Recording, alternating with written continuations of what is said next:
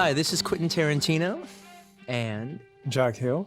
On the audio commentary on the Switchblade Sisters Laserdisc. Well, first things first, it just one of the, the first time I saw this movie, one of the things that just like sucked me in right from the very beginning is just this opening credits sequence with this cool theme song. Yeah, that fellow who did the opening credits sequence was actually a very talented guy who went on to direct a movie called, I think, Slam Bam Thank You Spaceman. Oh yeah, I've heard of that movie, yeah. Yeah, I can't think of his name right now, but he did a beautiful job. And the music, of course, is actually written by Les Baxter, although his name is not on the screen. I'd worked with Les before on The Big Dollhouse. He actually wrote the music for that. And also came up with a great title song, which Pam Grier sang. I know. He wrote the song for Les Baxter, wrote 99 Years? Yes. Or... Oh, yes, yes. I even had a little bit of hand in changing some of the lyrics on that one. But oh, excellent. But, yeah, he had some people that worked with him that he kind of guided them, and they did the work, but he was really behind it. And he was a really great guy. He just recently died. Yeah, actually, I had no idea that Les Baxter scored the film. Yeah, he's become a kind of a cult figure recently too. Oh, totally. His music, so it's good that people know that. Well, it was like one of those things where it's like whenever AIP would get an Italian film or whatever, they always throw away the soundtrack and just give it to Les Baxter to start all over again. Oh yeah, he did several hundred films like that. Mm-hmm. And here's Robbie Lee. Mm-hmm. It was very interesting when she first came in. She struck me as my idea of a female James Cagney, and that's why I cast her in the picture. She has that kind of Cagney type of voice, and, right. Which I grew to hate eventually. But when you only see it for 90 minutes, it's pretty good. Well, it's so funny because she gives like just such a stylized performance in this movie. But then if you look at her in a Big Bad Mama, which she's in, she's not talking the way she talks in this, like in Big Bad Mama, she's not doing the clenched teeth thing. Yeah, right. Well, actually, I've heard the comment that she speaks every line through clenched teeth. She doesn't actually. It's just that particular sound of her voice. Recently, she's been doing talking diaper commercials, for which she's got the perfect voice for, I guess. Yeah, and she also I've heard she's been doing also Simpsons and everything, just doing cartoon voiceovers. Yes, I thought she was really quite an astonishing talent. Yeah, she really got with the role, I'll say that. Something about it appealed to her. I think she's amazing. I got a repossession order on a TV, lady. But I just made a payment this last week. Now, you were telling me who's playing the collector here. Oh, yes, that's the man who went on to direct... before this, he had directed Jackson County Jail. Look, you don't talk to me about it, lady. Which is the two little girls there are my own daughters. Really? Yes. They're both grown up and married now. No, it's like it blew me away when I heard that this is Michael Miller. Michael Miller, that's right, yes. Well, you see, the thing is, it's like now he had done Jackson County Jail before this. Yes, because he's a guy who was I never understood how he wasn't able to follow up Jackson County Jail, because that seems actually one of the most artfully directed movies that ever came out of New World Pictures. Yes, it was quite astonishing. Yeah, and one of Tommy Lee Jones's best performances. Yes. Yeah, well, I guess he sort of. I guess it was the first picture Tommy Lee Jones had a leading role in, isn't it? Yeah, he was just amazing in it. Yeah, Michael did this just for fun. He thought it would be a fun thing to do, especially this scene that's coming up here. Right. He really liked that one. This is great. The first big appearance of the Dagger Debs. At the beginning, yeah.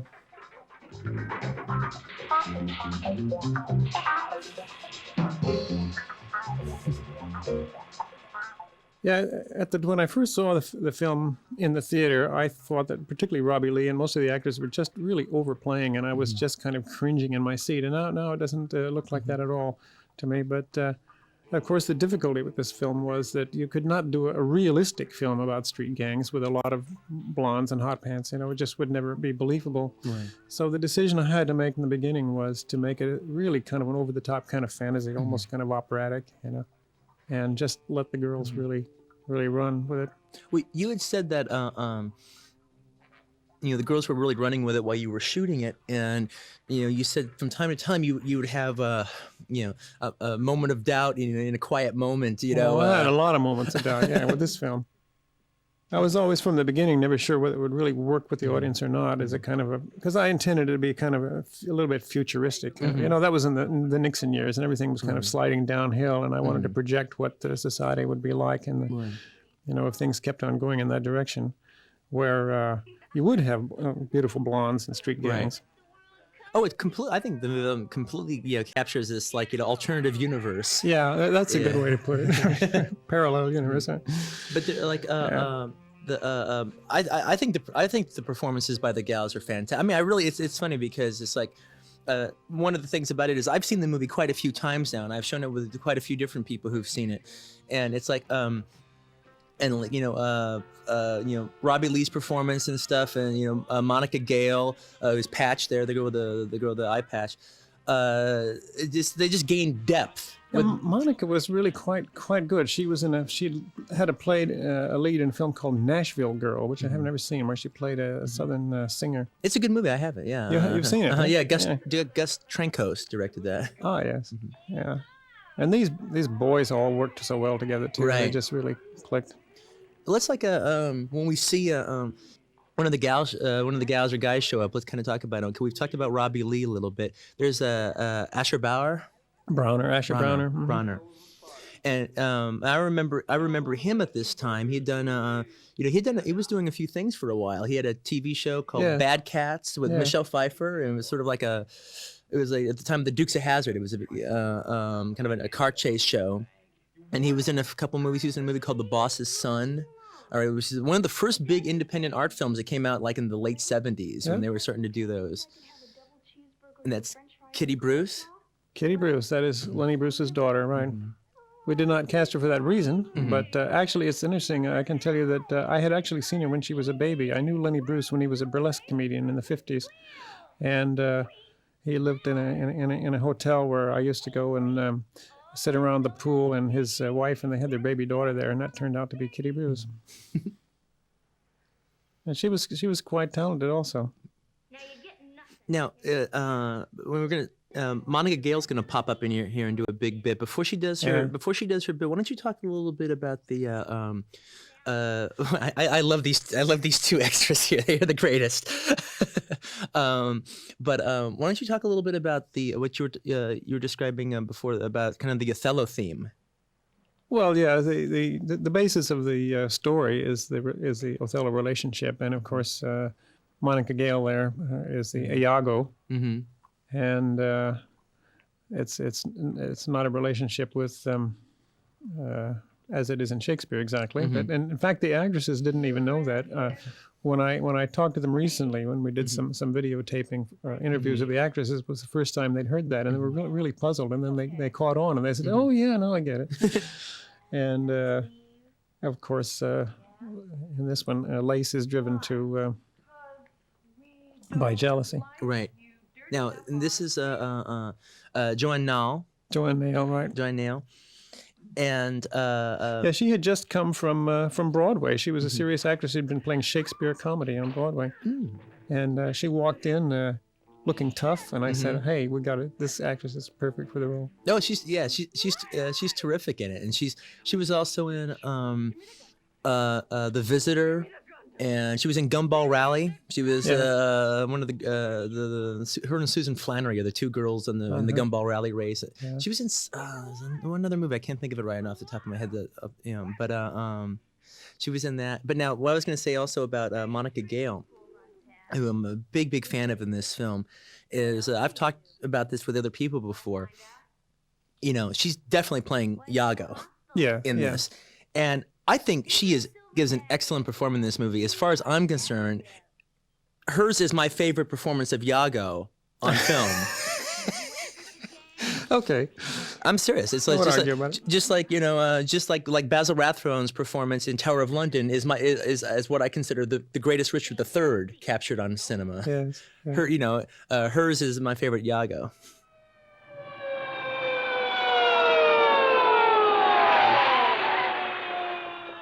Coming up now, we're going to have Bob Miner as a cop. Yeah, one of my favorite. He was actually the stunt coordinator on the There's Bob film. Miner. There's Bob. Yeah. The black guy. He was the stunt coordinator as well as playing this role, and he's done many films with me. He was in Coffee and Foxy Brown, and he was a stunt coordinator and all those.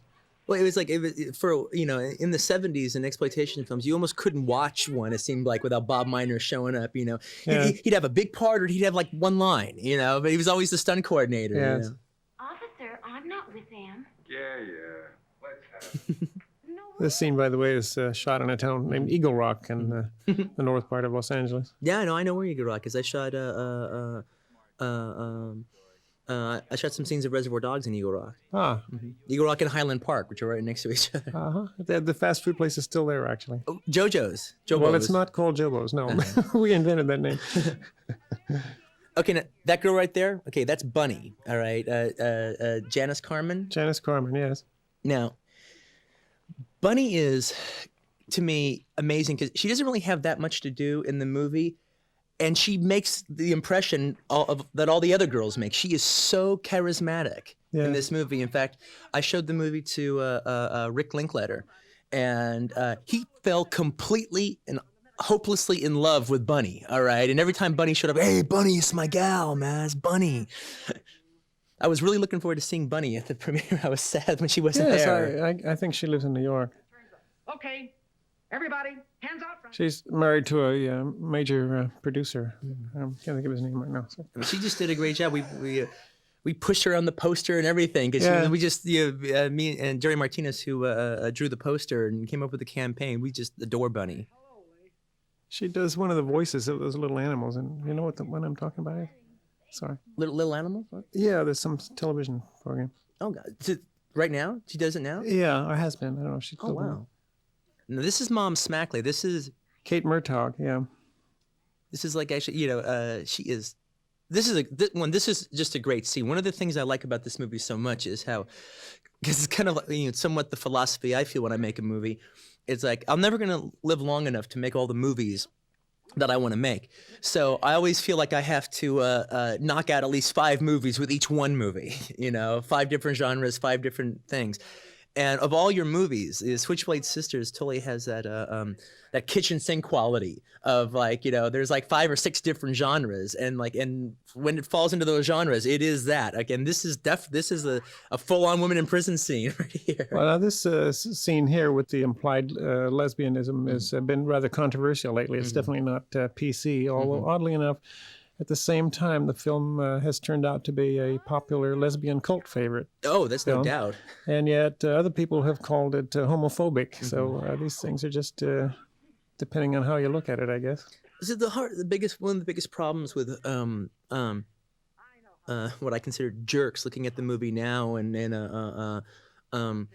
applying their whatever doctrine to it.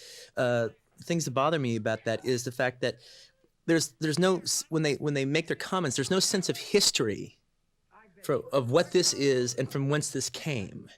All right, this is a standard scene that's normally played straight in in 40 different movies made at this time, and even in the 50s they did their own versions of it. This is the same scene, except this scene is actually raunchier, even though you don't see anything. The dialogue and the talk and everything that's implied, all right, is much more raunchier but pitched to a point. I mean, her performance is just excellent. Every time she opens her mouth, the lines are fantastic. It was like, I love that line. That's great. And it's like, when I watch this in theaters with audiences, when they realize she's actually going to do the search or she's putting on the glove, the audience is like, oh my God, this isn't a lot of tough talk. This is really gnarly. Yeah, something happens when she puts on that rubber glove. Everybody kind of cringes. All right. Here's a big, like Star Trek fight. You see on Star Trek.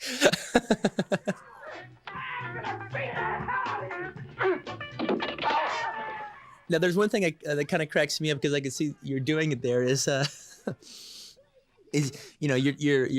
you're taking from a couple of scenes and you're building the soundtrack, all right, to create all the chaos and everything, and you have one of Mom Smackley's lines, where she's going, what the hell, and you kind of repeat it throughout the whole scene just over the soundtrack.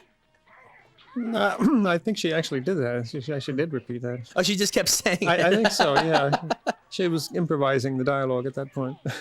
Now, I met Robbie Lee's mother. Yes, she plays a part in the film. Oh yeah, she's the woman at the beginning where they take the TV set away.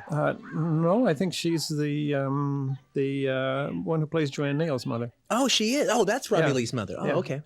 I didn't know she was one of yours. And she was saying that Kate Murtaugh came up to her at some point during the shoot Yeah. and said that, you know, and implied that she was very intimidated by Robbie Lee. That, like, you know, that when they were doing their scenes together, when we were doing this, she was very, very scared because Robbie scared her. Robbie just actually scared her. Oh, she looks tough in this movie. Yeah, and the you know, and you know, and the mother and Robbie Lee's mother was just saying, "Oh God, she's this because you know Robbie's like you know as you know big as a blade of grass, and you know, Kate Murtaugh is as big as a building," and but she's you know. Robbie Lee was just so in character and stuff. She never quite broke it in those scenes and stuff. And like this thing when she has her, Yeah. you know, Kate Murtaugh was actually very scared. Really? I love this outfit here. Of We had a very talented costume designer, actually. All the costumes were very, very carefully thought out and discussed. Jodie Thielen, And, right? Is that how you pronounce her name? Jodie Thielen, I think, or something like that. Tillin. Tillen. Yeah. Now, there was another interesting thing when guy who runs Rolling Thunder with me, Jerry Martinez, he drew the poster, and when he was drawing the poster, he told me a wonderful story about he's drawing the girls and stuff, and then he showed you know, the what he'd worked on so far. All right, on the poster, and you're looking at the poster, and he said one of the first things that you said was, "Oh, wait a minute, where's where's Maggie's belt?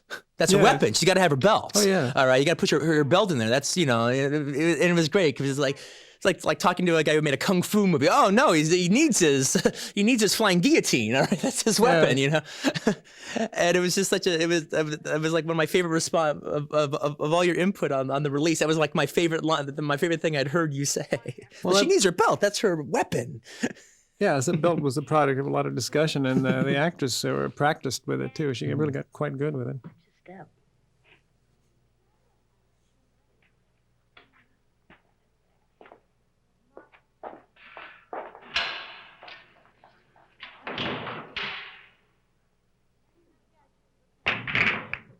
Now this scene is terrific, and particularly when you watch it with in a theater with an audience, because up until now everything's just been kind of fun and everybody's been like guffawing all through it and stuff. But and so the audience is in that vibe. That's where the audience kind of is. But this is the scene when this scene starts happening, little by little, you start like kind of feeling the audience in the theater go, "Oh, wait a minute.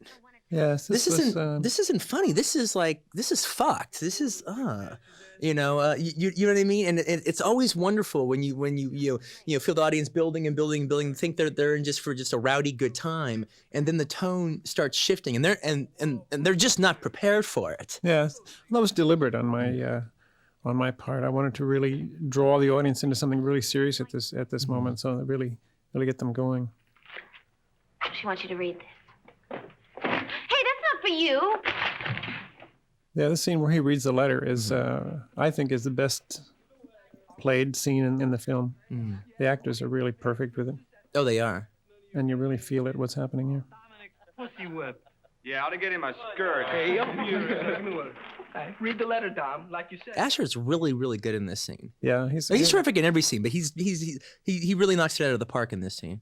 he is a very talented actor. He's a serious theater actor too, also. Oh no, I just he did a production in Los Angeles a couple months ago of Detective story. Detective Story. He was the lead. He played the Kirk Douglas role, and he was terrific. Tonight, counting the days till I can lie in your arms again and tell you about the special surprise. This scene also has a special resonance when I've watched it in theaters and with audiences, with the women in the audience. Yes, I was going to say that. Yeah, Yeah, you know, like I said, because like they've been kind of like not knowing if either either they get the joke about the movie and they've been hooting along with it, or they don't know how they're supposed to feel about it. But, the invasion of this scene really gets to them. Yes. I'm like, oh. Right like your eyes when you hold your hand so gently between... That's enough, you bastard.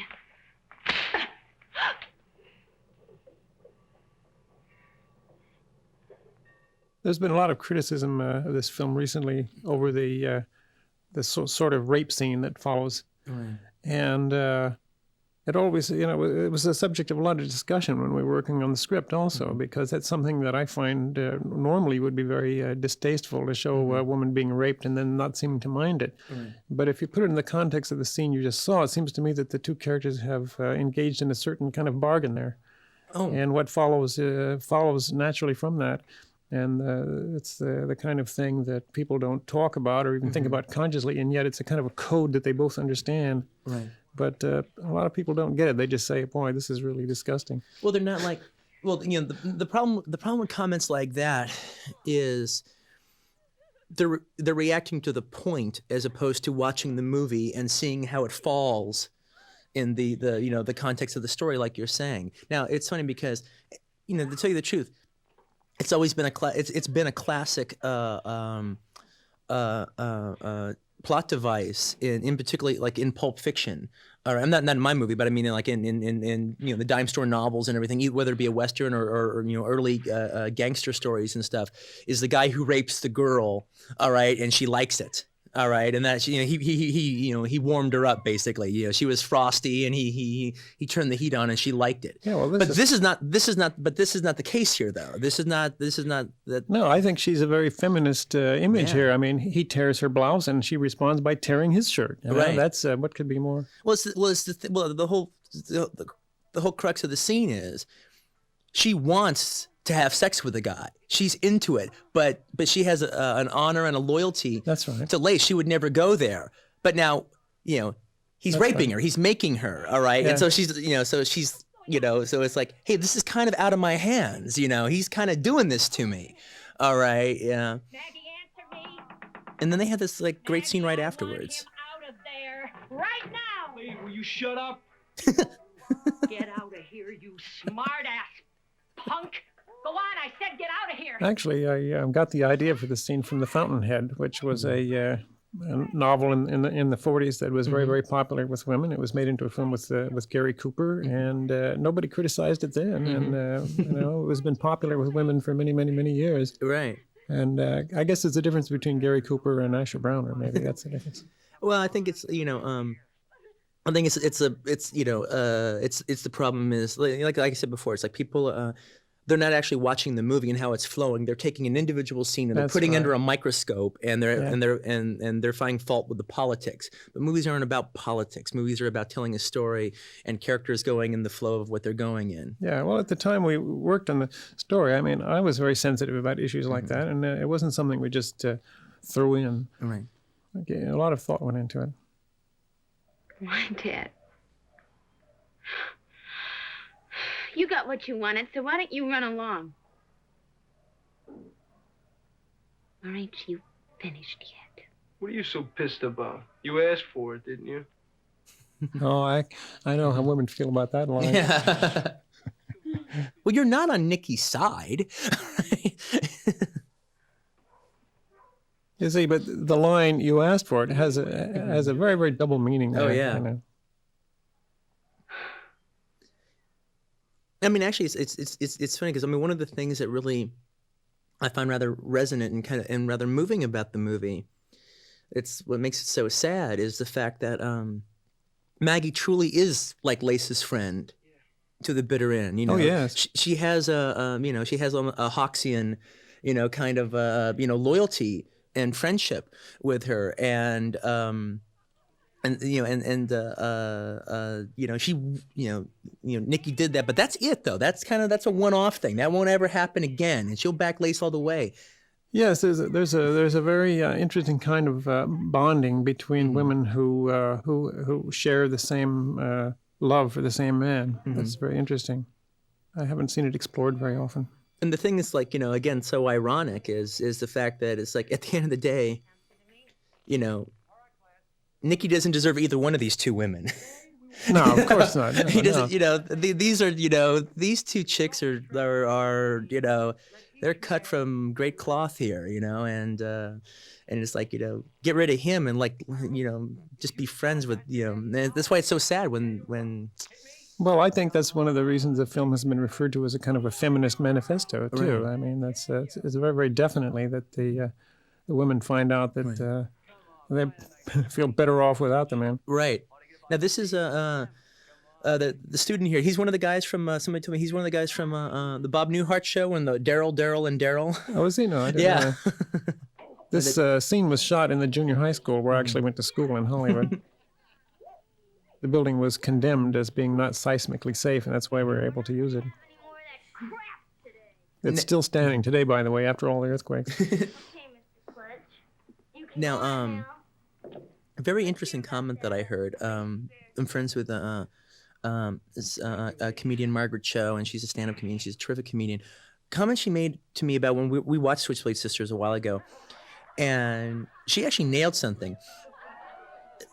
I was like commenting on the movie. There's like the little different lines, like when the guy's like, "Hey, chicken ass, you know, do this, chicken ass, you know," and then like, you know, later Nikki's brother says like, you know, I think he lost his marbles, or, you know, just all these like weird words, all these like, you know, continually like weird, strange, you know, like strange words are almost like the dialogue is building a rhythm and the rhythm is broken. And I'm watching, God, this is like this dialogue is so peculiar. It's just like such a peculiar rhythm. And Margaret mentioned, she said, you know, she goes, well, what he's doing is he's building a beat and then throwing in a sour note at the end. Is not exactly, you know, most people, you build a beat, and then you end on like you end on the beat, and you're actually throwing in the wrong note at the end of it. All right, so it's kind of on off, and I go, oh, she's a stand-up comedian. Of course, she completely understands that kind of rhythm. Well, interestingly enough, the screenwriter, Fran Mayer, who did the original screenplay, he was quite a political idealist. He'd been in Africa with the Peace Corps, and he is today edits the official Catholic newspaper, and he has very mixed feelings about having done this film, working for the Archbishop. But he came up with a lot of the expressions. I did a lot of rewriting of the dialogue myself, but the kind of words that you're talking about, a lot of them are his. It's just they're just not the lines of the words that, you know, you would expect them to say, Yes. and then they sound a little weird to your ear. In fact, when in the LA Weekly, when Manohla Dargis reviewed the film, she even made comment of it. She described the on the beat, off the beat dialogue. Boys, may I join you? Well, actually, I had never really been aware of it myself until you pointed it out to me one day. Friendly chat. I don't plan things that way. I just kind of write what feels right. Maybe I think the kind of rhythm you're talking about, though, that is something I do recognize, and that comes from my musical background, being trained as a composer. Listen, I try to have a kind of, in a sense, a musical form to scenes, Right. in terms of when to go fast and when to go slow, and Right. when to turn things around suddenly. Yeah, I do think of that. Well, it made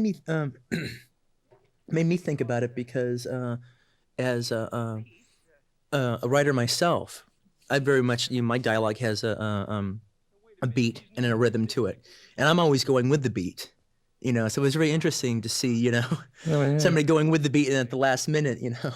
Well, your dialogue is just absolutely astonishing. No, thanks. I wish that I had had the nerve when I was doing these films to write as much dialogue as you do. I think the producers would have looked at the page and said, "Cut this dialogue." I have the benefit of having confidence in my dialogue where another director wouldn't. Yes, yeah, I know how that feels. All right, yeah. I'm always afraid that I've written too much dialogue. I always want to cut it, and sometimes that's a mistake. It's one of the big things. It's like, again, it's also coming from a low budget mentality where I'm coming from. It's like very few sets in my movies. Once my characters get someplace, they hang out there and bullshit for a while. Yeah, this is one of my favorite scenes too. There's really a lot of subtleties going on in this scene that we just saw there. How we run things now. Yeah. Later on, I'll take you down to the club. We gotta find you a good looking Yeah, you're right. Actually, yeah, this is a scene where like all plot points converge. Yes. From here on in, the rest of the movie will never be the same. Yeah, people have asked me about the relationship between Patch and Lace. Is there some kind of lesbian attraction there? And I never had any such thought at all. A lot of people do read that into it, but it's purely a matter of bonding and trust. And there's no sexual bonding between those two characters at all. At least not in my mind. Right. I don't believe it. Hook is a liar. Yeah, well, just think what you want. This scene. Yeah, this is a full-on Othello scene right here. Right. Exactly. Yeah. This is the one. Yeah. It's got everything but the handkerchief. Somebody actually pointed out there was a handkerchief in the in the story, and I hadn't seen it as the handkerchief that's used on Othello, but. But why would Maggie do that? Because you got what she wants. She's just like sitting in her bedroom drinking. Yeah, they're just sitting in their bedrooms in Lace's bedroom drinking beer. No, that's Maggie's bed. I mean, that's Patch's bedroom, right? It's Maggie's bedroom. Yeah, Maggie's bedroom. It's the same bedroom we saw in the opening where she's sharpening the knife. Someone else pointed out to me, asked me also something that I had never thought of also. And in the very, very opening scene in the movie, we see Lace standing in front of the mirror and kind of patting her waist and checking out how the fit of her jeans. And someone asked me if she was aware by that time that she was pregnant and she was looking at her figure. I'd never had that thought at all. Oh, I know. That's like that's exactly what she looks like she's doing. Yeah, but it could be. Of course, we wouldn't know at that time. You'd have to see the picture twice to get it. Well, You know what that yeah, you're right. That's exactly what she's doing. Yeah, it could be. I'm sure that's probably what Robbie was thinking at the time. I think it probably is, yeah, because she's a very thoughtful actress. She analyzed her work very, very carefully. I love certain things like this you never see in movies. Like, I'm serious. I'm like just digging on the fact that they're hanging out in Lace's bedroom drinking beer. Yeah. All right, you don't see stuff like that anymore in a bar, even at a table, but like in the bedroom, just like pounding, Olympia beer. Yeah. You hear me? Okay, yeah.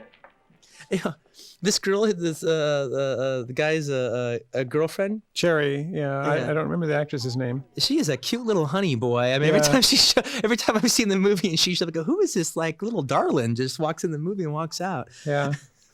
Well, one of the sad things about Hollywood is that there's so many very remarkably talented people who just, by force of their karma, luck, they just don't really get a chance.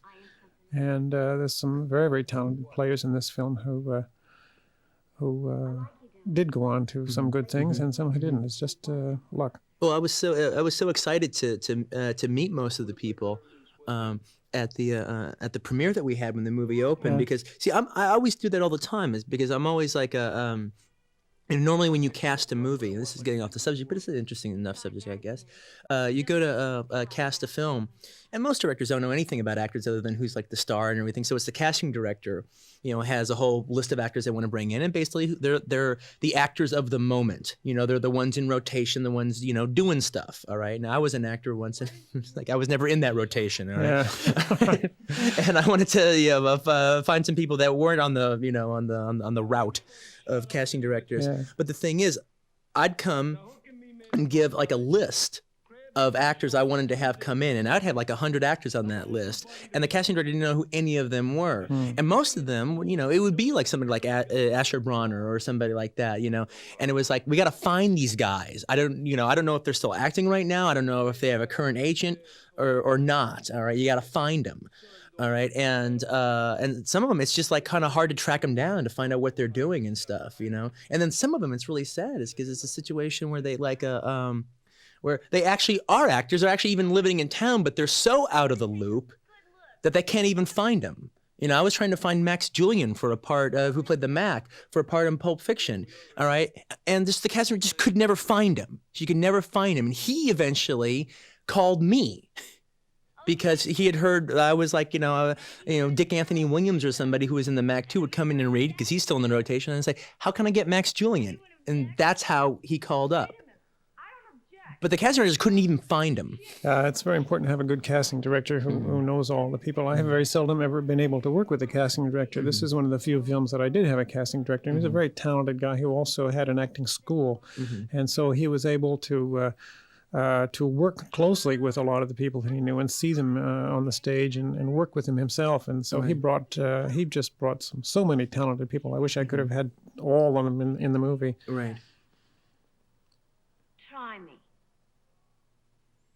I've always actually, it was like talking through it. I've always loved Nicky's little speech there. Oh, where he says,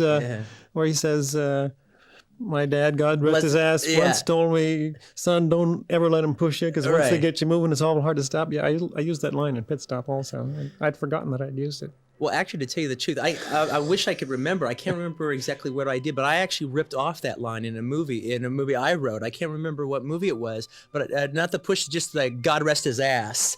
Oh yeah. Again, that was like one of those like the last word is not the word you'd expect to see, you'd expect to hear. And I put it in some movie. I can't think of what it was. I can't remember which one it was. You're welcome to it. It's out and out theft. Yeah. Well, we all steal things in one version or another from other movies. Like I pointed out the scene that I got from The Fountainhead, and then, you know how that is. Yeah. But we try to use sometimes cliches, setting up a scene as a cliche where the audience thinks they know what's going to happen, and then do a twist on it to surprise them. So you can actually use cliche for an advantage. Now, this actor here, I think his name Bill Adler. Yes. You know, Bill Adler, he was a big member of the Crown International stock company. He did about like maybe 7 or 8 Crown International movies in the 70s. You know, he's in The Van, he's in Pom Pom Girls, and he was the lead in Van Nuys Boulevard. And he was in a ton of stuff. And again, one of those actors I grew up watching and seeing him in exploitation films, and I haven't seen him in the last like 10 years or so. But it's cool to see him pop up in this. Now, I think this actor, Chase Newhart, is so funny in this movie. Yes. I don't know anything he's ever done before or since, but he's terrific in this. I'll be right I think your producer, John Prizer, told me that Chase Newhart used to be Joel Silver's roommate in college. Yes, that's right. That's like a wild story. Yeah, small world, they say. You, by any chance, wouldn't know where the Crab's medallion is this day, do you? No, it's been lost. The question has come up, and that's after 20 years. It's hard to keep track of something like that. Because I'm I love stuff like that myself. It's like on every movie I do, I keep every key prop. I have Really? Bruce Willis's samurai sword. I have Michael Madsen's straight razor. I have everything. If I find it, I'll let you know. I'll put it on auction next to Judy Garland's slippers. But it's so funny because I always like keep that stuff because this will just like get destroyed or ruined. I'm gonna keep all that stuff, you know. Go to the French Cinematheque. No, this is a great scene with the clothing. Here's another thing that with the wardrobe people, we worked out very carefully to give this the gang their colorful shirts and so on. Actually, it was patterned after an existing East LA street gang who wore those kind of outfits. Yeah. That's one of the things, like now it just seems so anachronistic that like a street gang would be like, dressing like Elton John. Well, that's because they're very, very involved in politics, you see. They've got this front. Is that Roosevelt on the wall behind her? Could be. I don't remember. How big a habit does she have? There's like FDR there. Dollar-wise. I guess I better get right to the point, Mr. Kravitz.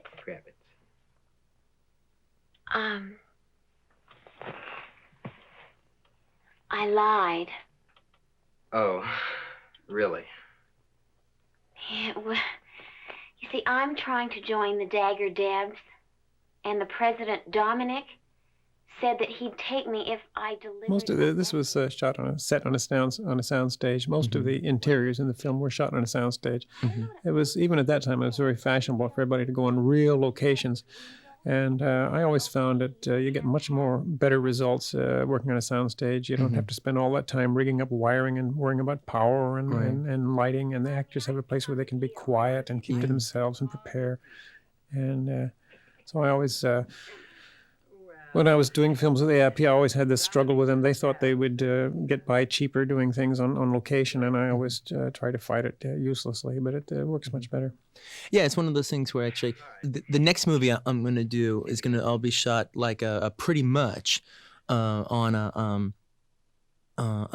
in actual locations, but almost everything I've done before this. Really? All right, I did on soundstage. I actually just we on Pulp Fiction almost we built almost everything. Really? Yeah, it looked very good. Yeah, if it wasn't a house where we could actually just get a house or something like that, it was probably built. Yeah. Well, I was very conscious of sets and how to use them because my father was an art director for many years at Warner's.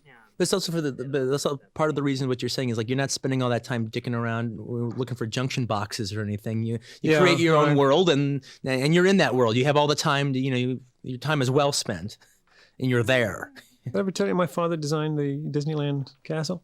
No, you didn't. And Tom Sawyer's Island. And no kidding. He did all the interiors of Captain Nemo's submarine and 20,000 Leagues Under the Sea. Oh man, that's really cool. I didn't know any of that. Yeah, and here's a scene some people have found very astonishing that she can throw the chair through the wall. As it seemed. I love this is a Pam Grier move. This is so cool. That's like her first response is to just bust down the wall. I think that's so cool. Well, yes, it isn't really a wall. I mean, it's just a partition that's normally set up in offices, and a lot of people find it surprising, which I can never quite see why. Oh no, I think that's great. No, that's Maggie's bravado. Yeah. She enjoyed the scene, I can tell you that. What are you looking at? I'd tell you something. All of the actresses really loved these scenes where they beat up on the guys and get the better of them. That's a certain kind of makes it it's a little scary when you think about it. I think that women are always conscious of the sort of this kind of potential danger, in the male's physical superiority, and I think they kind of enjoy seeing the tables turn. Oh yeah, in fantasy at least.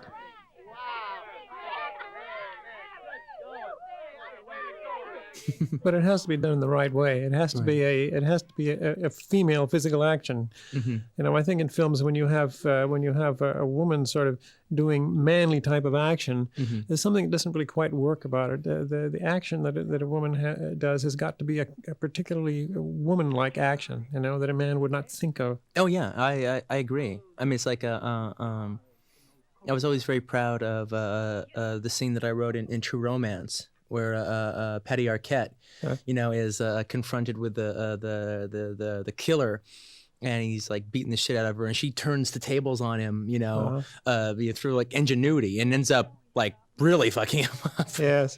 Baby, just $20 more and you can quit, okay? Again, it's my wonderful bunny. Hey there, Einstein. How about a little something to relax the nerves? Guaranteed fresh merchandise. No, I can't. I gotta get back to my chemistry class. Well, look, a couple minutes with Bunny here. We'll flatten out your sine curves. And it's only $5. No, I can't. Can't? From a man of science. But it's so funny. Before the girls turn the tables on the daggers. Yeah, they seem submissive, don't they? They do, and they'd be always like, "Why are they putting up with this shit? Why are they letting like a scumbag like Hook slap them and do this?" Because their consciousness has not been raised yet. It definitely, exactly. That's why you see with Maggie being the catalyst that does it. Then they immediately it's like a revolution. It kind of catches fire and takes over. And everybody suddenly wonders why they've been acting like this all their lives. Right. This is my favorite. And what's contrary to most Hollywood movies is that they never, in the end, it used to be in Hollywood movies is like when you had a rebellious female. In the end, she would find her place at last. Right, with Mr. Right. Mm-hmm. That doesn't happen in this movie. I love this scene here. It's actually, this is no joke. I think one of my favorite, in a movie full of great lines, one of my favorite lines is Krabs going, "If it isn't Dominic, Dumb and the Dumb Boys." I mean, when I give my word, I keep it, huh? Ask anybody, right, huh? Well, shooting these scenes was a little bit nostalgic for me, too, because that was the school that I had attended when I was a kid. So I got setting up shots in the same classrooms where I had sat in as a student.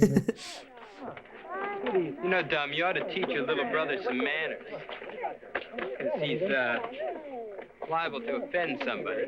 Yeah, what's youth coming to, huh, Krabs? He's clean. By the way, you haven't seen my medallion, have you, Dom? No, I haven't. Doesn't look anything like... This is good music sting in here. Yeah, something like it. Oh, you're right. I sure hope you find it, man. I think you probably know this film much better than I do. Well, I've seen it a lot recently. Probably, I've seen it more recently than you have.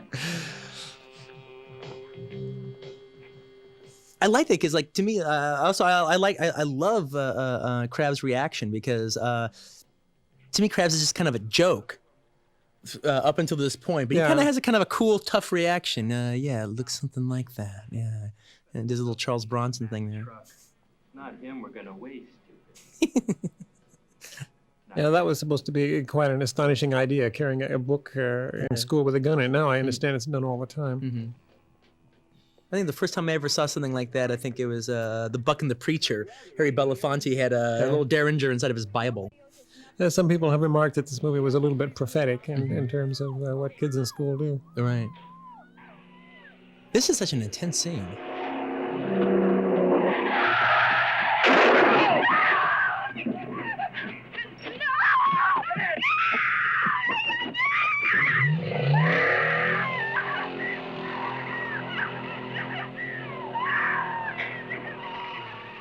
Hey, sweetie, hold on.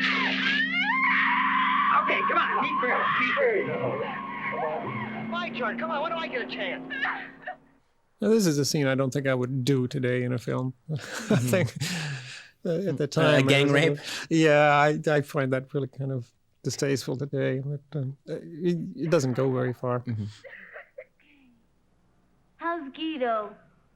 He's all right. Lost a lot of blood, but they say he's got a good chance. She say anything? Nothing, man. She's freaked out. If Krabs wants trouble, right, then he's gonna get trouble now! And we're gonna give it to him! Let's get him tonight. All of us. Yeah, this actor liked to throw tables around to display his hammer. He would do that kind of spontaneously. It wasn't really rehearsed that way. That was okay with me.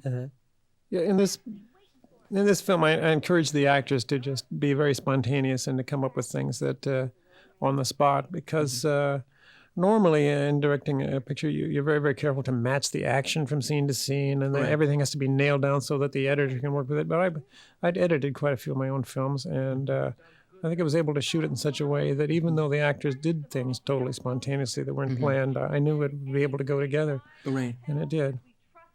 Yeah, it was like, okay, I'm gonna, if he's gonna do that, I'm gonna keep it at that angle. I don't have to mix it and match it with something else. Yes.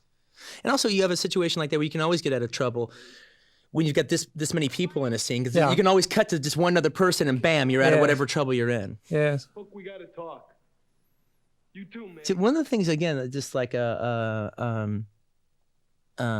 that's so neat about this is, in a movie of this genre, done for as quickly as you did, how long did it take you to shoot this? Oh, this was wonderful. I had 20 days. Oh, man. It was a great schedule. That's so short time. Yeah, well... I shot Reservoir Dogs in 30 days, and people are like, oh, wow, you shot it in 30 days? Oh, Yeah. wow, that's like no time at all. Well, it beats shooting it in 12, I can tell you that, which is what I've done a couple of times. But the thing is like, I mean, You don't like it, maybe you should find somebody this film was written. It truly was written. The actors have scenes to play. Oh yeah, everything. I always like to have the script very, very carefully done, and then once we get on the set, I encourage them to come up with things spontaneously in the dialogue as well as in the action. And if I don't like it, then I can just cut around it. I've seen this film now. It's so great after for years watching the film on video, and then it was truly terrific. I was very proud of the fact that we were able to release it theatrically, and to see it with I saw it with about at least 5 or 6 different audiences, at the theaters, just for the fun of hearing a whole auditorium of people react. And of all the scenes, this is the one that would get the biggest reaction. Yeah, because it's quite surprising in here at the time. You don't expect the movie to get this intense. Now the thing is, the thing that's lost when you talk to people about this scene and everything is everyone just remembers her line. Craig gets the biggest laugh line of the entire movie is like when Maggie, goes, if you go, it's gonna turn out bad. Yeah. But the thing is, and that's a fun. Her line reading on it is it's her line reading that's so funny. Yeah. All right, but the thing is, it's like. This is a really intense scene before that happens. I mean, like, you can have a little brat suck on your tit. This little speech he gives, it's like, he's a fucking bastard, but his point of view really comes across very, very, very strongly, in this scene. Well, yeah, he's a multi-dimensional bastard, if you might say. Yeah. Well, it's like, I mean, he's just, You were lousy. The whole. Well, I'll tell you about this scene. The writer wrote the scene originally, and I just was not satisfied with it at all. And I worked on it, and I worked on it over and over and over and over again. And never was really quite satisfied with it. And if I had my druthers today, I would cut that line at the end where she says things are going to turn out bad. Right. There's a very difference when you see a film in a screening room with only a few people, or you see it on a video monitor. You don't sense what's going on. When you get it with an audience, and all of a sudden everybody laughs. I'm sure you've had that experience in the wrong place. Then you want to go back and cut it. Unfortunately, I never had the opportunity with this film to do a preview and then re-edit it. It had a release date. Yeah. But actually, one of my favorite pieces of rhythmic dialogue is his speech there. She goes, everything was great before Maggie came along. Everything was lousy. Yeah. You were lousy. This whole fucking gang was lousy. Yeah. We worked on the dialogue in rehearsal, too. This was a very difficult scene to make work in the contents of this movie, and it took a lot of effort. Now, this is an interesting scene because today, I've noticed when we show the film in the theater, a lot of the people in the audience must have seen it on video or something because everybody breaks into applause at the beginning of this scene. And to me, this scene was we had to be, we rented the roller rink and we had to be out of it in 4 hours, and it was like just absolute insanity to try to get the scene covered in that length of time, and I felt it was just a total disaster because I couldn't get half of the coverage that I wanted to get on it, and so much, and yet people call it, one of the great classic scenes. I don't know, it's strange. It's terrific. It's one of the scenes that people really talk about. To me, it was just slapped together as best we could get away with it. I think maybe it appeals to people just because of the idea, the movement, and being on skates and with the guns. Yeah. And of course now there's not a lot of nostalgia because I don't think they have roller rinks anymore, I guess. No, at the time actually, in the late 70s, that whole roller disco thing was like a real, big deal for all of a year. Now I gotta ask you a question. This is really weird. I mean, they just had this big fight. Why are they all so cuddly with each other now? Nobody seems to notice that, and so I keep quiet. It was a mistake. I was watching the movie with my girlfriend, Savina, and she goes, "What the fuck's going on here?" Being an actress, she'd be following the drama. And, most people haven't noticed that. It was actually a mistake. I shot the scene at a different time, and we were very, very rushed, as I was saying, and having a hard time getting it, and the actors weren't really thinking about what had happened just before either. And then when you put it together, you say, "Oh my God." Get off the floor, you girls. Stop that fighting, girls. But it seems to work. I mean, you're the first person who's noticed it, actually. And one thing that's kind of interesting about it, they just bring out automatic weapons and kill everybody,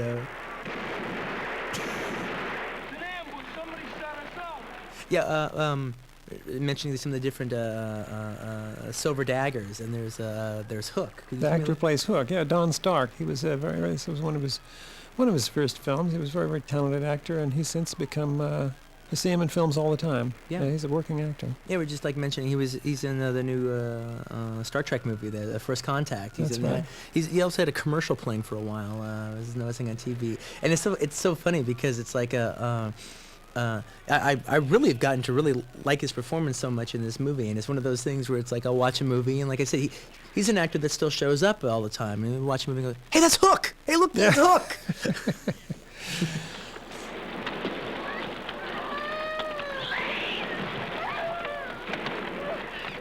No, it was funny because I think probably about a year or so before this movie came out, I lived for about a year in Tennessee.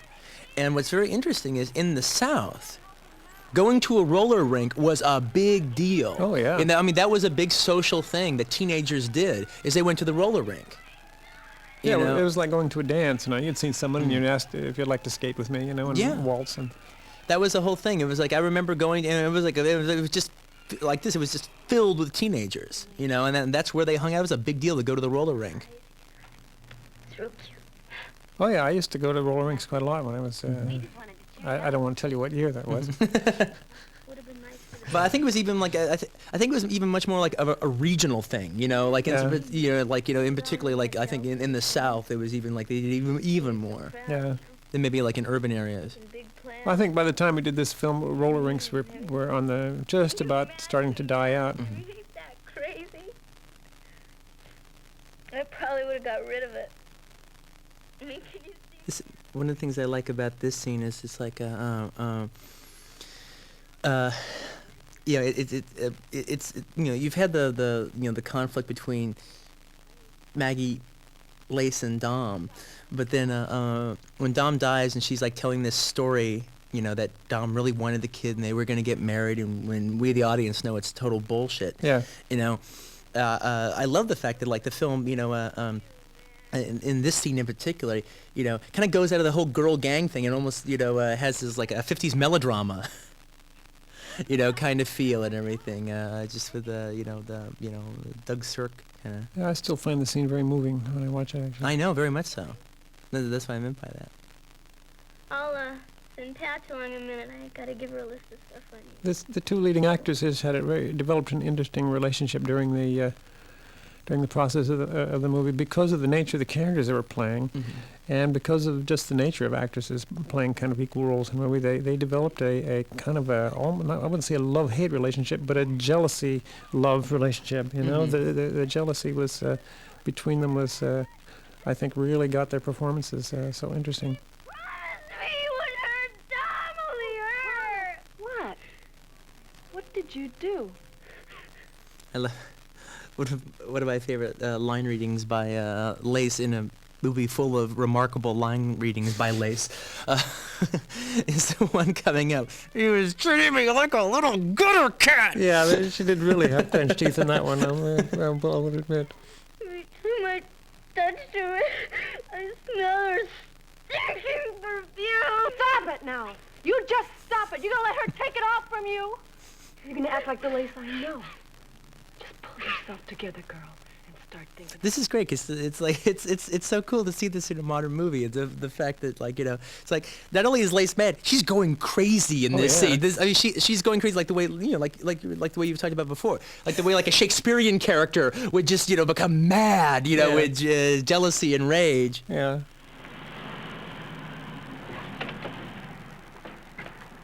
Cupcake, I want to talk to you for a minute. Look, I don't know nothing. I didn't do nothing, all right? Hey, look, you think those hoods are going to stick up for a little fat squirt like you?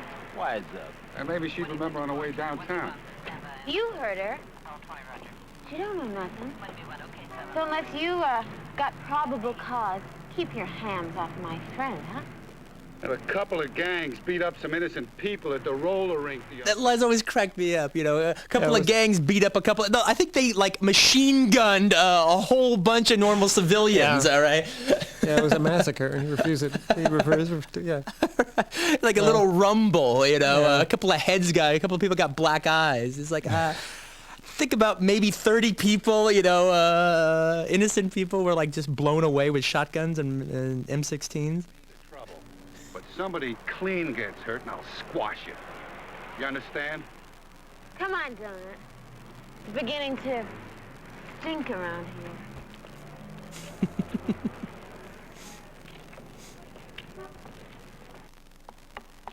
The gang girls in this movie, as well as some of the boys, were actual gang members. They were found. I don't remember who found them, but they were the real thing. Oh. Half our guys are still out of commission. But the cops are on to us. This now. is a great They're gonna be scene. watching. Yeah, that's all they'll be doing. As long as it ain't their throats that get cut. Actually, Time ain't right. We gotta lay low. I think in the audiences I've seen the movie with, after Lace's if you go, it's going to turn out bad. Bunny, I think, has the line coming up here about Hook. Yes. All right, that has the second biggest reaction in a crowded theater. That had a backbone was Dom, and you left him to die. Shut up! I've heard enough! Who are you telling what to do, Greasehead? Look! Dominic is gone, and I'm taking charge. I get the right. We want Maggie. Yeah, we want Maggie. You shut up and sit down. Oh! This gets a big laugh, too, in the theater. Oh, I know, this is terrific. You're a chicken. Say it! I'm Come on! chicken. I'm a big, fat, Yellow chicken. yellow chicken. I'm a big, fat, yellow chicken. I ain't following no chicken.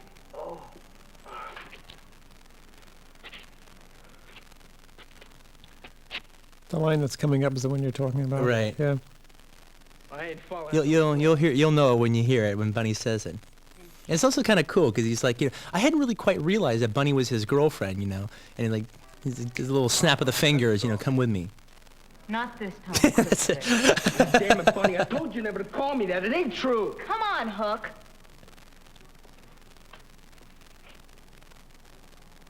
Everybody knows you're cranking Hook a tuna. Yeah, I got to credit the writer with those lines. That was his dialogue. Now, it's kind of interesting because this is really Bunny's only super big moment where she gets a big laugh line and as opposed to just supporting everybody. And she almost makes the same impression of somebody like Patch. I mean, this actress is just so cool. She's her personality was bigger than her part.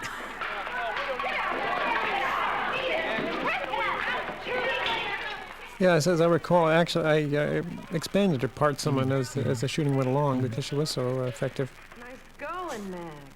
We just lost half our muscle. Lacey, be pleased. Did you have anything to do with the trailer that they cut for Switchblade Oh, yeah, Sister? sure. Because they have the... Yeah, I wrote the trailer, yeah. Oh, because they have that shot in there of, they're introducing everybody. You'll meet Bunny, you'll meet Lays and Maggie. All right, and then it goes, you'll meet Patch, also known as the Smiling Cobra, and I was like, oh, she's never called the Smiling Cobra in the movie. Well, no, that's true. No, but a trailer's a different thing. A trailer is a kind of an art form by itself. Right. I had created quite a lot of trailers, actually, for Roger Corman movies by this time, and so I didn't really entrust anybody else with it other than I wrote the trailer, made the general plan of it, and then someone else edited it. Well, that was the standard operating procedure for Roger Corman to get directors ready by putting them in the trailer department, right? Yeah.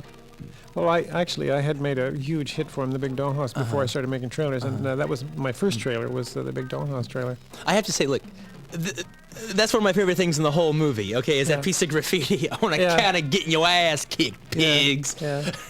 And it's literally one of my favorite seconds of the entire movie is that. Yeah. Well, things like that were the product of the director collaborating with all the different people. I've been asked a lot about this auteur theory, and my feeling is that what an auteur should be is somebody who knows how to collaborate and get the best work out of his people and encourage them to do things they haven't done before and come up with new ideas. But the thing is, but your work, it's anything but random. It all the films have this, have the same, the same level of personality and wit, and even Pit Stop, which is a much more serious movie than the other films you've done. I can still, it doesn't mean it's not funny. It's still witty, but it's just it has a more serious tone. But it's definitely your work. Yeah, that's my stock car racing art film. This is your existentialist piece. Yeah. Originally with that film, I wanted to, Roger Corman was financing, and I said, Roger, I want to make the first car racing film where the hero does not win the big race. And he says, no, Jack, the hero's going to win the big race. So I thought about what to do to keep my stock car racing art film, and the way it came out is the hero wins the big race, but he loses his soul in doing it. Now, this is, of course, where the picture takes a totally different turn, because we haven't seen any black characters in here, and all of a sudden we're thrust into an entirely different world. And this is also great. Again, this is like the women in prison section and everything. Now, boom, it's right at the right time. Blaxploitation comes in, Oh, too long. You'll have to excuse my girls, but outsiders are not welcome here. Even the cops split, moved to a healthier climate. Marlene Clark appeared in quite a few different films, most notably with black director Bill Gunn, who lived a pretty short life, but did a couple of films. One called Stop, and the most seen one is a film he did that she was the star of called Ganja and Hess. All right, that's been released under many different titles, Blood Couple, and just a zillion things. But she appeared in quite a few movies at this time. Now that's real good. Sooner or later, every woman's bound to find out. The only thing a man's got below his belt is clay feet. That always gets a big laugh. I got to credit the writer with that line, too. He came up with some good stuff. Weren't you saying that that's your favorite line in the movie? Yeah, yeah.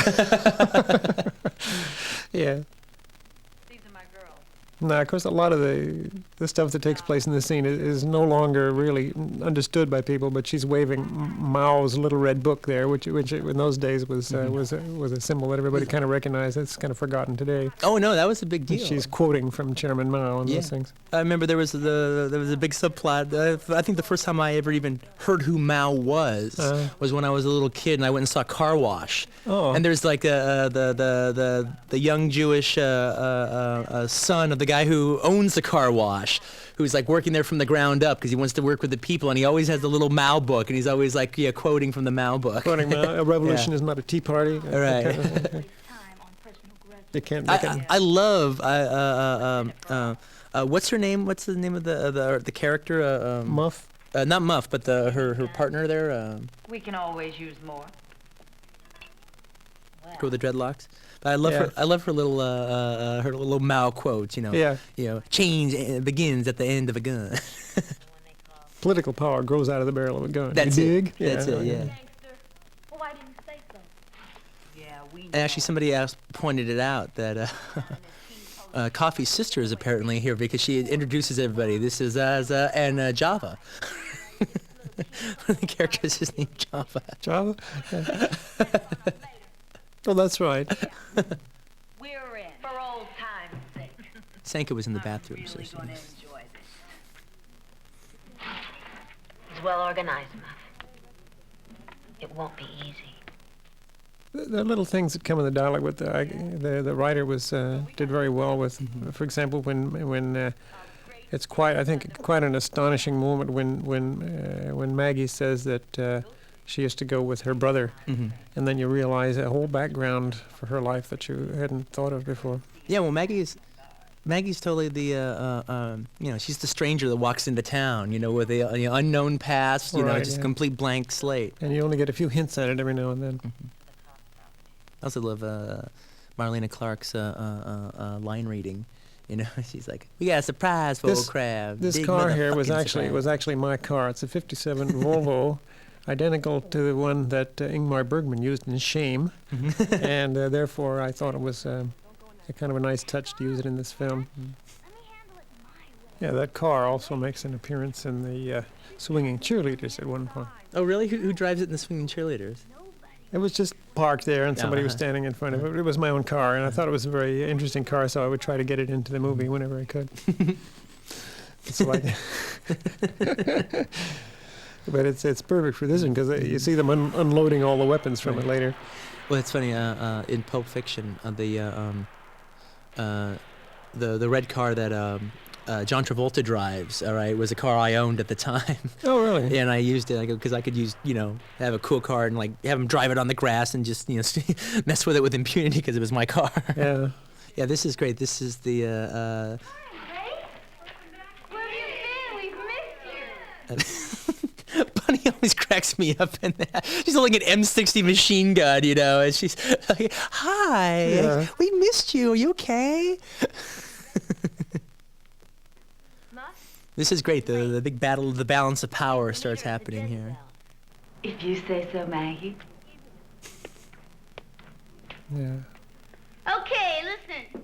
At this point, Maggie is still trying to be true to her friend, you know. Oh yeah, yes. I mean, Maggie totally has the power, and she's not using it. I mean, not in a yeah, compromising way. She's still being loyal. Mm-hmm. We're gonna carve our names in those bastards' chests. See, it sounds like she's got her teeth clenched, but they're not really. That's just the sound of her voice. Yeah, she had that gritty voice that I can tell you that I grew to really made my hair stand up after a while. I love it. Yeah, for 90 minutes. Right. After 20 days, can get to you. This is also one of my favorite Lace's line readings coming up. Yes. Yeah. There, here it is. That's a good idea, Meg. Yeah. We got things to do, man. We got a lot of work to do. It's Robert Lee gives one of those performances. It's almost impossible to watch the movie if you like it and not do Lace impersonations when the film's over, you know. And I'm literally, I've seen it with so many people. And you grab just little specific lines you can easily do like Lace, and that's always been one of mine. It's a birthmark. Yeah, yeah, exactly. Yeah, that's a good idea, Maggie. This scene here was shot on the Hal Roach Studios back lot, where it was called 40 Acres at that time, I think, and all those buildings have been used in maybe hundreds of movies. And here again, we had the choice of shooting in an actual street or using a set, and I opted for the set because I wanted to have it really look kind of deserted, and I wanted it to have a kind of an unreal feeling that you can really get with a set that you can't get in a real street. Well, I love the fact that it like it's like it looks like it takes place in movie world, like exactly.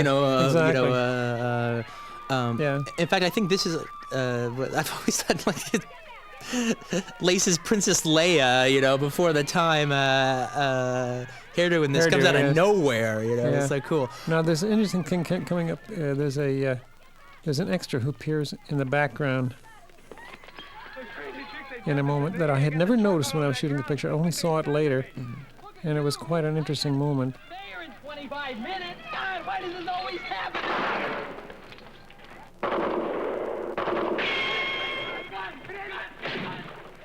No, I guess it was earlier. I'm sorry. Well, it's funny because this guy, the guy in the background, you see him? Yeah. He's the one. Now watch this.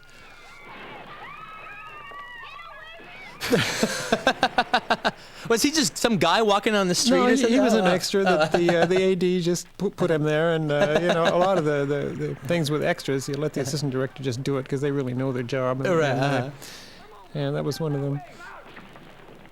It's funny because I love this big full-scale battle going on here. I think it's this scene when Kathleen Murphy of Film Comment, wrote her piece on Switchblade Sisters, where she compared it to Johnny. She compared it to Johnny Guitar. And, that's really pretty far out, isn't it? She compared it to Johnny Guitar of Fassbinder's The Bitter Tears of Petra von Kant, and she goes, it takes place in like Samuel Becketttville, USA, which I think this is what she's referring. I think this battle scene is what she's referring to. Yeah, sometimes I wonder where these writers get their ideas. Now this homemade tank here was actually copied from an actual vehicle. Not really copied physically, but the idea. These actually were built by street gangs. It's always great. A little kung fu action here. Yeah, this is an example of a scene when you have a tight schedule and a low budget. You let your stunt coordinator, you usually hand him something that he can just really go to work on. Right. This was one that he totally worked out himself. And that was Bob Miner, you said, right? Yes, Bob Miner. Yeah, very talented guy.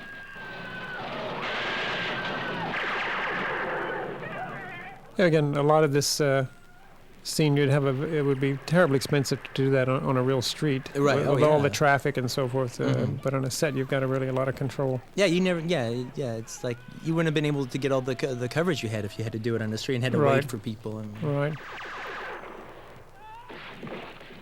I love that little like finger pointing. It was like that's like such a neat thing.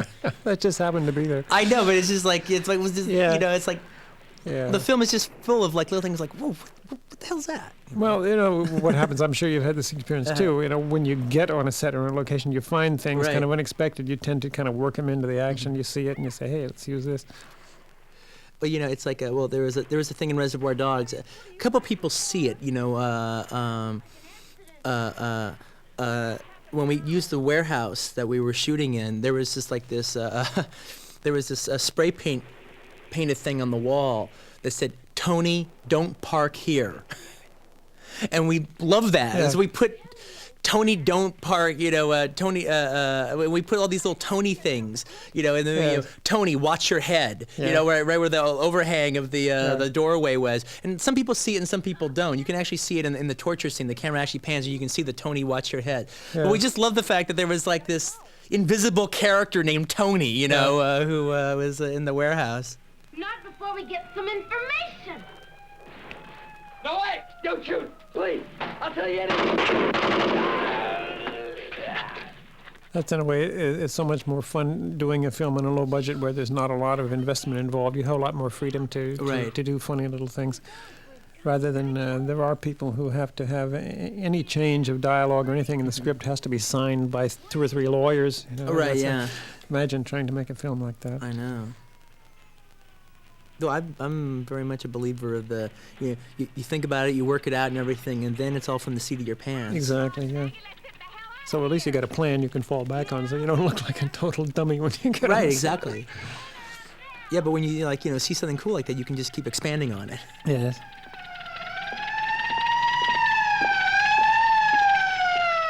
Now, we're coming to the climax of the movie right now, and I've said this before. And I intend to say it again. One of my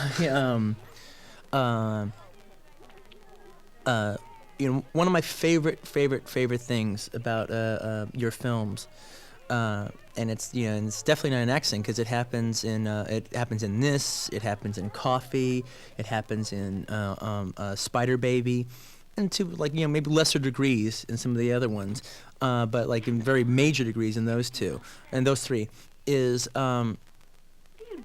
The way I've always described people seeing this movie and how I saw it myself is film starts off, and for the first 20 minutes of Switchblade Sisters, I'm watching it, and I'm kind of like, I'm laughing with it and at it at the same time. I'm figuring that that's supposed to be the vibe of the film, That's right, yeah.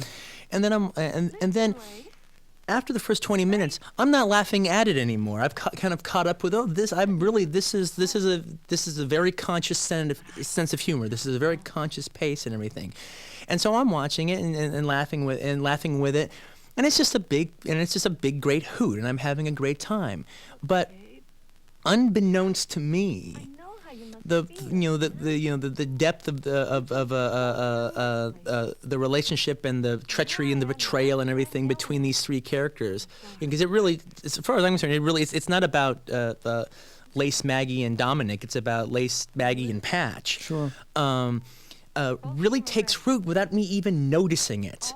And now it comes to the big fight scene, the climactic fight to the death between Lace and Maggie.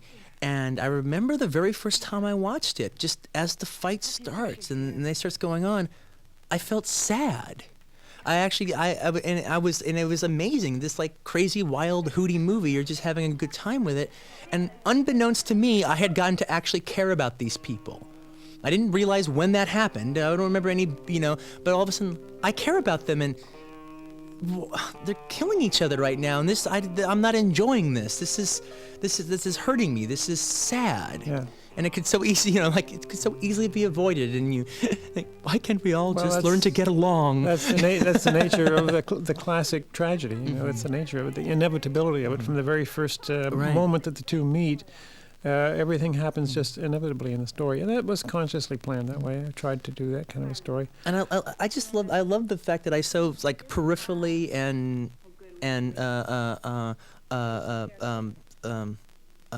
without conscience, not being conscious of it, had started caring about the characters because I had just been having a good time. Well, it's an effect you did the effect also in Coffee, the exact same thing you feel in Coffee, and also totally in Spider Baby. And it always, like, in the case of this and Spider Baby, it always, like, just kind of like, I find audiences get slightly stunned that all of a sudden they're more invested in this movie than they realize they were. Yeah. Well, it's what they call the laugh that sticks in the throat. That's an effect I try to get. Have this one.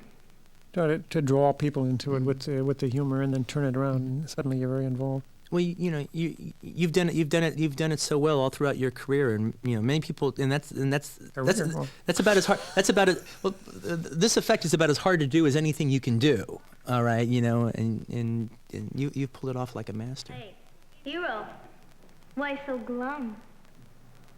Just thinking about something. Yeah? What?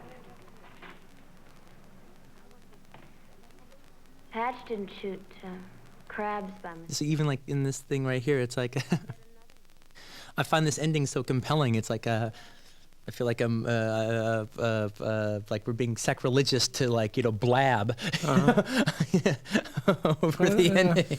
I'd like to comment on the one thing about the film that people have noticed is the beautiful color and texture in the photography. And that was done by, I had quite a discussion with the director of photography in the beginning, how we're going to do this. I wanted to have a lot of optical contrast. I didn't want to have like soft focus effects, and haze filters like are so popular, to give that kind of pastel effect. And yet we didn't want it to look too sharp, and too movie-like. So he pre-exposed the film, which was a new procedure at that time. He gave the whole negative film was exposed very briefly to light to give it a slight fog. Oh. So that you have this kind of a softness in the colors and a kind of a richness in the color, and yet it doesn't look foggy. Right, exactly. Like so many cameramen do. The optical contrast is there. Right. Oh, that's very interesting. That's because it's like, it's very clear and very colorful, but it doesn't have that sharpness that you would get if you just went full on for that. Right, yeah. So it has contrast in the lens, but the film itself, the contrast in the actual film itself is dampened by that procedure. I guess so, Lace. I mean, I think I remember something like that. And that's how she got the medallion. Now, how close, when you guys shot this scene, because I mean, again, to me, this whole movie builds up to this scene. That's how I always can only look at it as an audience member and stuff. Did you shoot this, in something, close to chronological order as far as like actually doing the climax? Was it done towards the end of the shoot, or was it just randomly done? I really don't remember. I'm sure it was done. You always try to show it as close to continuity as you can, because it helps the players. So, but whether it was the final scene in the picture or not, I don't really recall. Why? Yeah, this has been criticized a lot, this particular moment, too. I must say, it was the writer's idea, and I thought it was a good one. Yeah. I mean, what an unexpected thing to do. Oh, I know. When I say so. It won't work anymore, Lace. Walk soft, honey. What was that? She said it's no good. We're not buying it. Not from you, or don't it either. I didn't mean it. They made me say it. This is great. Patch is like, it's all falling apart. We gotta keep control. Right. Kitty Bruce, I always thought was just so perfect for this. She was just. Or anybody else who's got enough guts to take me on. What about you, Jenny? Got a pretty face that'd look real good with a big scar. What about you, Donut? Want me to slice off some of that extra blubber? I'm sorry. The girls did their own fight in this scene. We didn't use any stunt doubles at all. The stunt coordinator worked with them, and they practiced, and he taught them how to do things and worked it all out. You can totally tell that. It's always like it was a really cool thing to actually look at them like throwing each other over tables and jumping over tables and this real athletic fight and everything, and to know it was actually them. Yeah, that always adds so much. I'm always, when I see a film, I always see instantly when there's a stunt double. It's just something about it that never really quite looks the same. Right. And they really were very anxious to do it in this scene, both of them. And they fight when the yeah, I love those little kind of when you hear the wind whistle. Right. It was all you.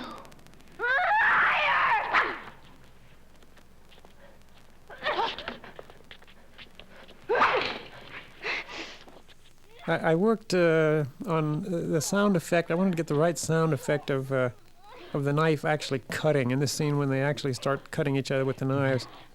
And I had invented the sound effect earlier on Spider Baby when I have a knife cut sound effects, and I tried all kinds of things, and I eventually found that using a film can, a metal film can, and putting adhesive tape on it, and then yanking off the adhesive tape at different speeds and so forth to get the effect. And it's really quite when you hear it when they do the cutting, it's really quite effective, I think.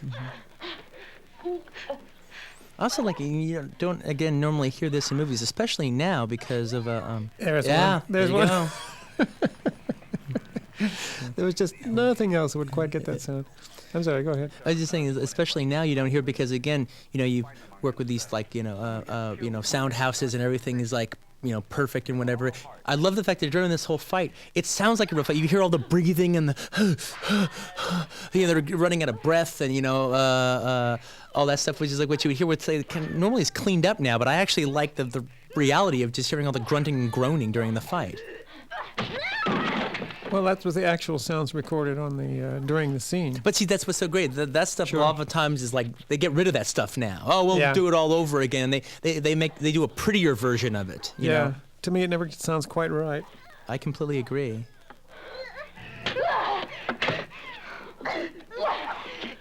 Now, this is something I thought was always really very corny, but people seem to love it. It works terrific. It works terrific, I guess. I don't know. I felt I had to do it that way because by this time, anything we would do with a blood effect or really cut it, it would suddenly remind you you're watching a movie. That's exactly how I felt about the ear being cut off in Reservoir Dogs. Yeah. It's like I didn't show it. One, because when you see an in particularly gory effect in a movie, it kind of makes it a movie. Yeah, exactly. You're watching a gore effect. By not showing it, you'd be able to put it into a context if you saw it. Yeah. And here it makes it alive. Well, I grew up on the Warner Brothers movies of the 40s where they were not allowed to show bullets entering a body and things like that. So they would always come up with these great other ways of getting around it that were actually much more effective. Mm-hmm. You'd see somebody go through a door, and then you'd see the bullets go through the door, this kind of thing. And I remember in White Heat, the guy was a prisoner in the trunk of a car. Oh, that's so great. James That's so Cagney, great, yeah. James Cagney says, the guy says, it's hot in here. He says, it's hot in here, eh? And then he shoots like through the... Get a couple of arrows, and he's like eating a piece of chicken at the same time that he does it too. Yeah. That's actually one of me and Michael Madsen's favorite scenes. Oh, we mine. talk about that. Yeah, to me, White Heat is the last great American movie. Now you see this thing right here. That's a great movie. This is also very interesting. This is also again a very interesting emotional thing here, because it's really cool when the girls all like Jezebels, all right, and then like Patch, who's done all this stuff at the end, all right. They say she's not one of us, and she's ostracized. You don't feel, yay, good for her. I'm glad that she's. No, you feel kind of sad for Patch. Yeah, she's got the worst punishment she could have. Right, and it's not a hooray moment. It's bittersweet. Yeah. I love this music sting with her doing this speech. When we do, cops, you better keep your ass off our turf, or we'll blow it up. You dig? Jezebel, cop. Remember that name. We'll be back. Yeah, that's one of the most over-the-top moments in the movie. At the time I shot it, I said, can I get away with this? I don't know. I mean, on the other hand, if you underplay a scene like that, it just goes foo. She needs to, exactly. Now, whose idea was it to, I've always have loved the way the door slams and it turns purple. All right. Well, it turns purple because we're going into the end credits to match the opening credits. It's such a neat, colorful thing, though. I just I dig on it so much. It was like people should. I wish people did that more now. Yeah, it was a good idea. It was not my idea, but I agreed with it. Well, it plays in for the same rhythm of the movie. Yeah, the purple color turned out to be just the right choice. I'm a big fan of I noticed here. I forgot. Yeah, so Tak Fujimoto, yeah. camera. Yeah, he was a fine cameraman at that time. He was a friend of the director of photography, and he did it really more for the fun of it than anything else. Yeah, and you also have Tina Hirsch, who went on to being a very successful editor, was your script supervisor. Oh, really? Yeah. I didn't know that. She edited she edited Joe Dante's films for years. Oh. She edited Gremlins, and she edited The Driver, Walter Hill's movie The Driver, some of the best car chases ever filmed were in The Driver. The script, I remember the script supervisor was very good in this thing. I had everything we needed to. Carthay Studios, they're still there today. Yep. Are they still there? Yep.